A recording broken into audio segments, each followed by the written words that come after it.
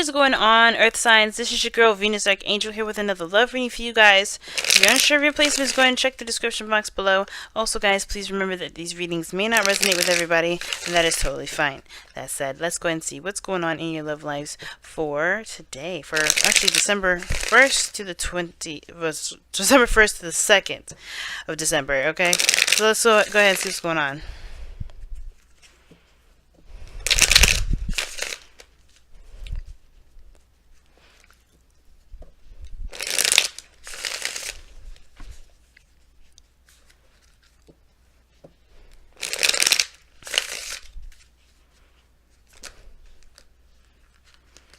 Okay, King of Pentacles, Four of Wands. Somebody's looking to settle down.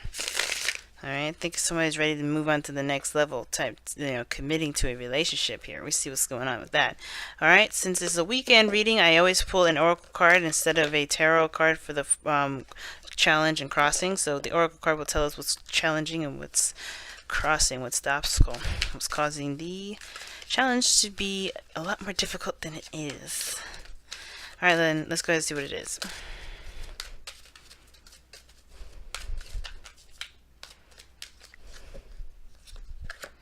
Make the effort. Okay.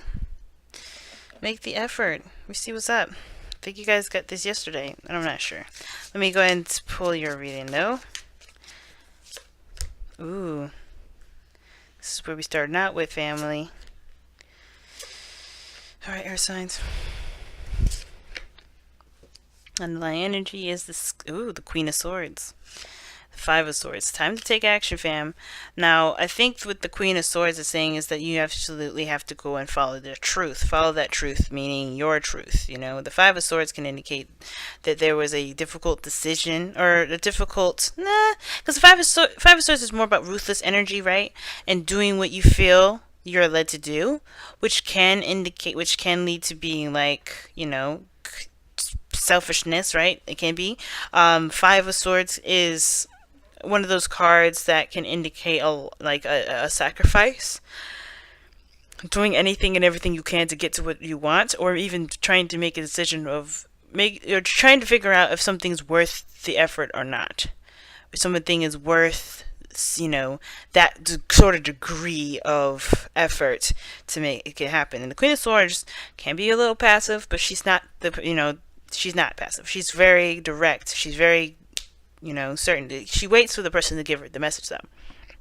And I feel like this is about knowing your truth, communicating your truth. This may have to do with an air sign, Gemini, Libra, Aquarius.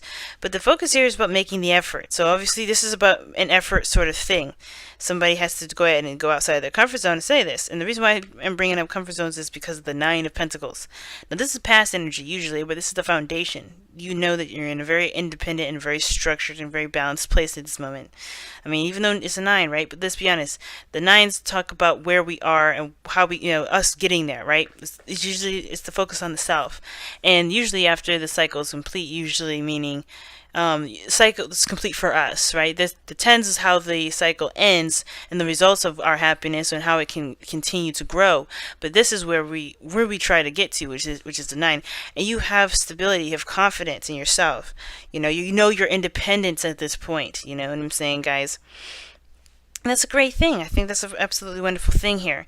But I feel like this also translates to the Six of Wands here, which also indicates, feeling proud of yourself, doing and taking action that you feel good about. So I feel like for a lot of you guys, you have been taking the effort here with that kind of combination. Some of you guys have really been putting in the confidence here. Be careful though, a lot of this may have to do with pride as well, so which is why the Queen of Swords is coming up with the underlying energy. With make the effort, it can be that somebody may be a little feeling too prideful about saying something or communicating. That could be, right? Some people are like, well, I did X, Y, and Z. Well, I should be the one that's worshipped. I should be recognized. I should be the one seen. It's like, no, that's not how it works. You have to make the effort. You have to do something to be noticed, right? So you have to say and go out there and communicate, or, show your worth. Show your, not just show your worth, because it doesn't matter about your money or value. It's about making yourself known. Nobody would have known this person unless they did something, to get that attention. So I feel like right now, for some of you guys, you have been doing it. You have been putting in the effort. You have been, making yourself exposing yourself, putting yourself out there, letting people know, letting this person know that you exist, making it known for this individual, put in the work. But some of you guys, it may be pride here, so be careful, right? Because in the future, you have the King of Cups. So I feel like you guys are more emotionally open, or this is someone else. This is your ideal lover, though. This doesn't necessarily mean that this has to be a male, guys. Just because there's a king or a queen that's in here doesn't mean it's a female. It could mean divine masculine or feminine energy. But the situation here with the King of Cups is this. This is about emotional openness, knowing what you want, knowing what your ideal relationship is, knowing what your ideal partner is, right? This is just very clearly knowing what you want as well. I feel like this is most importantly knowing what you want, but also being what you want, because you have to feel love and be in love in order to manifest, in order to make a lot of those dreams a reality. And I feel like for a lot of you guys with the King of Cups coming up like that, I feel like a lot of you guys are really dreaming a lot. You guys just pretty much do what you can and then just go back to loving yourself. Taking care of yourself, nurturing the love that you have for yourself, right? Continue to manifest the happiness that you are, that you're trying to bring into your life. By, giving back to yourself here. It's interesting, though. Your goal, aim, ambition is the Two of Pentacles, which is also your advice. And, I feel like you guys don't really necessarily want to keep the balance anymore. I think you guys want things to kind of move on to the next step. I think the situation with the Two of Pentacles typically means that you're trying to make a decision on something. And I feel like you guys really want to make the decision that you feel is of great value to you. But the only way to actually do that is how, guys? You have to look at how you feel. You have to look at what this Ace of Pentacles, which of these Ace of Pentacles mean to you, right? Because if you kind of pick out of the sky, it's not really gonna mean anything. What do you want? So that's why the King of Cups is so important, because if you know what you're going in for, if you know what you feel, then you know which one to pick, right? You know which one has the most value. Is which one is going to get you to that place of the most, or what you feel is valuable to you. But until then, you have to kind of connect with what you want. All right? You have to kind of feel it. And I feel like the effort part, the make the effort, has it has to do with if this is something that you truly want to create, if this is something you really want to have, because we're looking at your independence here. You don't ever lose your independence when you're in a relationship, but I think it's important to know that you're just decisions based off of how you feel. And it could, and since we're going from the foundation here to the goal and ambition, like, careful that this isn't like a distraction method, right? You're trying to just kind of distract yourself because maybe you don't necessarily want to find a relationship or settle down yet. Some of you guys may, some of you guys may not. And I feel like with the Six of Wands, yeah, you're confident, you're confident in yourself and all that, but is it distracting? Are you distracting yourself because you don't want to make a decision?